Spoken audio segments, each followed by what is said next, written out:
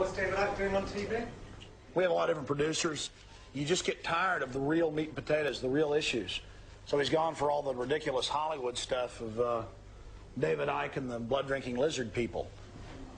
So what does David Icke do? He talks about the Federal Reserve, the Bank of England, these global elitists, these power structures, all real, all true, all demonstrated by bills and executive orders and prime ministers and premiers and presidents.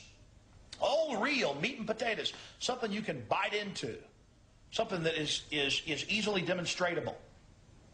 And then you've got David Icke at the end of all this. He says, by the way, they're blood-drinking lizards. Blood, Al Gore needs blood to drink. So does Prince Philip. I mean, it's asinine. And it's being picked up by people, and so it discredits all of the reality people are talking about. And that's the problem with David Icke. He's got a good line to a point, and then he discredits it all. It's like a turd in the punch bowl. That's his job. He's got this nice big thing, this nice fruit punch, nice ice cubes floating around in it, and then he takes a big dump right in the middle of it, and no one's going to drink out of that punch bowl. But is he in league with them to do that? I think he knows what he has to do in a controlled world to get away with what he's doing and be given attention. And he's either a smart opportunist con man, or he's completely insane, or he's working for them directly. But I tend to think he's just a con man who understands how things works and is just a real opportunist.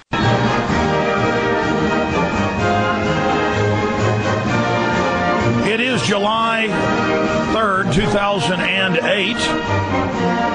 We're going to be live here for another hour and 50 minutes. David Icke will be with us into the middle of the next hour. He really doesn't need any introduction, and I'm very pleased that he'll spend time with us today. He's very busy. He's running for Parliament. Right now, he has been the head of the Green Party previously in England. He, of course, is a championship goalie, in the big international league. He also, of course, was a big presenter, one of the top presenters on the sports on BBC. What a life he has led, and he is the author of scores of best-selling books. I agree with about 99% of what David Icke has to say, and now I've got to sometimes say, as weird as things are, who knows, the other 1% might be right.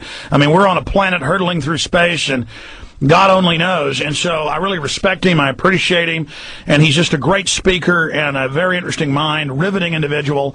And so he wants to first talk about this election, and then I want to get into where he sees things going in the next few years. He's made predictions before, and they've come true, unfortunately. What he's forecasting in the next 5 to 10 years, what he's forecasting in the short term with Iran, how he thinks this is going to play out with the forces of good and evil, where he thinks mankind is going. A conversation with David Icke. They're just cardboard cutouts who are vehicles to introduce the legislation that changes society in line with the shadow people's agenda. And then we have a debate about whoever they put out in front of us instead of never looking above that to the real power structure. Graham in Seattle.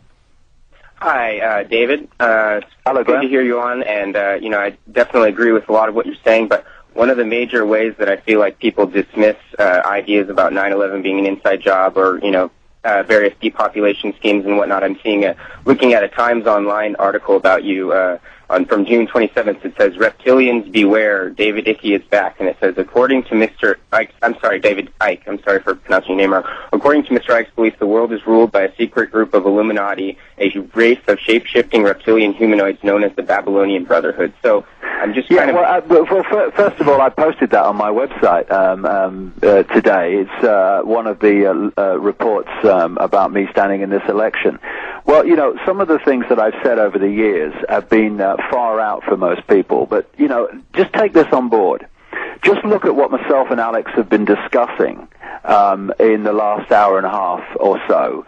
The scale of what we've been discussing, the multi-subjects, the multi-levels of what we're discussing, and then ask yourself, could a group of people in dark suits around a table orchestrate all that, or is it bigger than that? I would say it's bigger than that. But if you disagree, that's your right. Well, I'll say this.